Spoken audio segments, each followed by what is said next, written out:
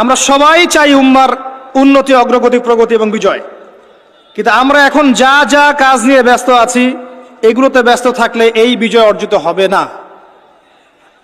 আমাদেরকে রাসূলুল্লাহ সাল্লাল্লাহু আলাইহি ওয়াসাল্লাম এবং সাহাবায়ে কেরাম রাদিয়াল্লাহু আনহুর মতো করে দ্বীনের পথে কাজ করতে হবে। সর্বপ্রথম দরকার ইলম, ওলামায়ে কেরামের সোহবত, তাসকিয়া, আত্মশুদ্ধি। আপনার দরকার ওলামায়ে কেরামের মধ্যে ইউনাইটেড একটা প্ল্যাটফর্ম, একটা যোগ্য নেতৃত্ব, সবাইকে নিজের ভাই মনে করার মানসিকতা, নিজের দেশ, জাতি, উম্মাকে একসাথে নিয়ে এগিয়ে যাওয়া, সবার কল্যাণকামী হওয়া। দরকার যুব সমাজের রেভলিউশন, যুব সমাজের আল্লাহর পথে প্রত্যাবর্তনের রেভলিউশন দরকার। আমাদের মেয়েদের যে অশ্লীলতার পথে নিয়ে যাওয়া হয়েছে, এখান থেকে ওদের প্রত্যাবর্তন দরকার আল্লাহর পথে। আমাদের পরবর্তী জেনারেশনকে আবু বকর, ওমর, ওসমান, আলী রাদিয়াল্লাহু আনহুর মতো আদর্শে গড়ে তোলা দরকার।